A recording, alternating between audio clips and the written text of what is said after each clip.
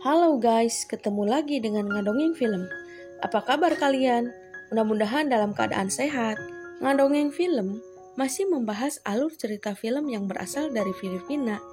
Untuk pembuatan film ini sendiri, dirilis pada Juli tahun 2023 yang berjudul Bugau. Langsung aja yuk kita ke alur cerita filmnya. Tapi jangan skip-skip ya nontonnya, biar kalian paham jalan ceritanya.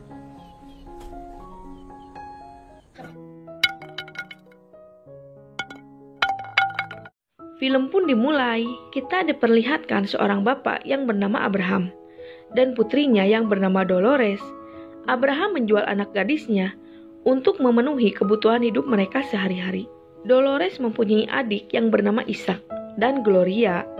Ia sadar kalau dirinya lah harapan keluarganya untuk bisa bertahan hidup.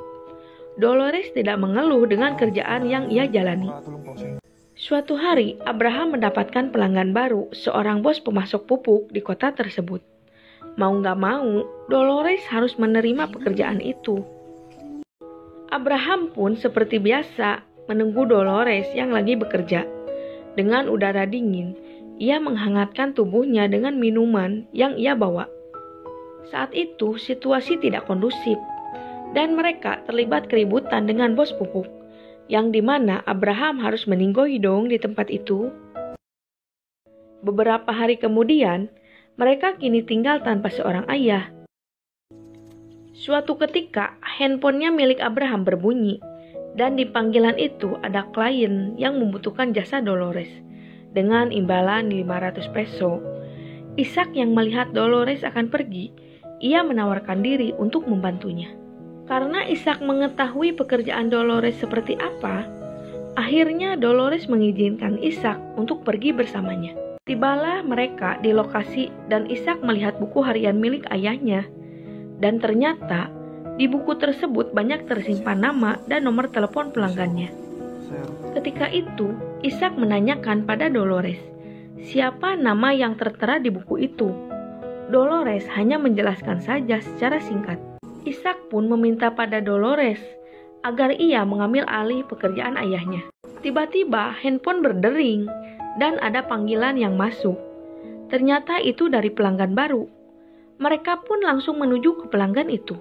Ketika di tempat yang memesan jasa Dolores adalah ayah dari Jopi. Sang ayah kecewa karena Jopi tidak seperti dirinya. Dolores sangat simpati pada Jopi. Dan mereka berdua pun berpura-pura belajar bersama untuk menyenangkan hati ayahnya Jopi. Di rumah Ishak melihat di catatan milik ayahnya itu, kalau ia telah membayar uang dengan jumlah yang sangat besar kepada seseorang. Dolores pun tidak mengetahui siapa orang yang menerima uang dari ayahnya. Keesokan harinya, seperti biasa, Ishak mengantar Dolores mencari pundi-pundi rupiah. Karena penasaran sosok orang yang menerima uang dari ayahnya, Ishak pun menelpon orang itu. Ternyata orang itu seorang sersan polisi, dan ia memberikan izin kepada Abraham untuk usahanya. Dan sebagai timbal baliknya, ia mendapatkan uang dari Abraham. Setelah mengetahui itu, Ishak pun memberikan upeti kepada sersan polisi, sebagaimana ayahnya melakukannya. Sersan itu juga mengatakan, kalau ini bulan terakhir ia memberikan izin pada Dolores. Dan ia berharap Dolores agar mencari pekerjaan baru selain bisnis ini. 2 bulan pun berlalu. Kini Ishak yang menggantikan peran Dolores untuk mengumpulkan pundi-pundi rupiah. Dolores lah yang sekarang membuat janji pada tamu Ishak. Ishak pun selalu memberikan uang pada Dolores. Hasil dari kerjanya itu, suatu hari penyakit Dolores semakin memburuk dan ia harus dibawa ke rumah sakit. Karena tidak mempunyai biaya, akhirnya Dolores hanya meminum obat dari puskesmas. Di saat yang bersamaan, sersan bertemu dengan anak ABG dan ia terlihat tertarik dengan gadis itu. Di tempat tongkrongan Ishak, ia pun melihat pria oleng. Karena butuh biaya untuk berobat Dolores, ia pun nekat melakukan pencurian kepada pria itu. Ishak pun kembali ke rumahnya. Dan ia pun mengatakan pada Dolores kalau dirinya akan membawa Dolores ke rumah sakit untuk mengobati sakitnya itu karena ia memiliki sedikit uang dari pekerjaannya. Kemudian Jopi mengunjungi Dolores yang lagi sakit. Tampaknya sejak kejadian itu, Jopi dan Dolores berteman akrab. Jopi mengajak Dolores untuk pergi dari desa ini, karena pekerjaan seperti ini tidak cocok untuk di kampungnya. Di tempat tongkrongan, Pak Sersan menghampiri Ishak, dan ia menanyakan kabar Dolores. Karena tidak ingin berurusan dengan sersan polisi, Ishak pun memilih untuk pergi. Namun sial, orang yang pernah dirampok oleh Ishak, ia mengetahui jati diri orang yang telah merampoknya. Terjadilah kegaduhan di tempat itu, yang secara kebetulan Sersan berada di sana. Akhirnya, Sersan menangkap Ishak dengan barang bukti yang ada di tangannya, dan bisa membuat Ishak dipenjara.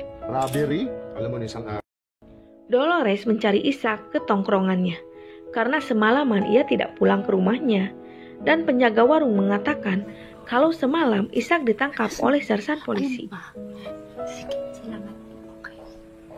Sementara itu, di samping sel Ishak ada seorang gadis yang bernama Lydia. Tampaknya sersan menangkap gadis yang dibuntuti kemarin untuk dijadikan budak dan menjualnya pada pria. Menurut sersan, Dolores akan datang padanya, dan ia akan memberikan sejumlah uang untuk bisa membebaskan adiknya itu dari penjara. Suatu hari, sersan membawa tamu untuk Lydia, tapi ia menggigit tamu itu. Sersan pun sangat marah karena selama ini ia belum bisa menghasilkan uang dari Lydia. Saat itu, Ishak mengatakan kalau Lydia belum berpengalaman dan Dolores bisa mengajari Lydia belajar berkelompok.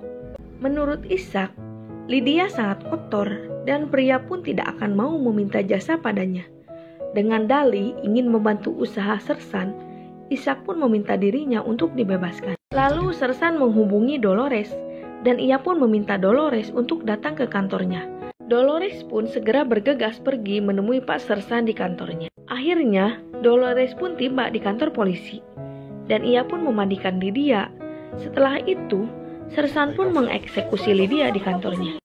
Ishak dan Dolores mempunyai rencana untuk melumpuhkan Pak Sersan. Alhasil, sersan pun masuk perangkap mereka. Singkat cerita, sersan meninggoy dong di tangan Dolores dan Lydia. Mereka bertiga pun melarikan diri. Saat yang bersamaan, ada Jopi dan ia pun membantu pelarian mereka bertiga untuk meninggalkan desa ini. Ketika di perjalanan, Lydia memutuskan untuk ikut bersama mereka, dan ia tidak memilih untuk pulang ke rumahnya. Mereka berempat pun sepakat untuk melanjutkan pergi ke kota. Tampaknya Jopi sudah menyewa rumah di kota selama 6 bulan, dan itu sebagai modal untuk mereka bertahan di sana.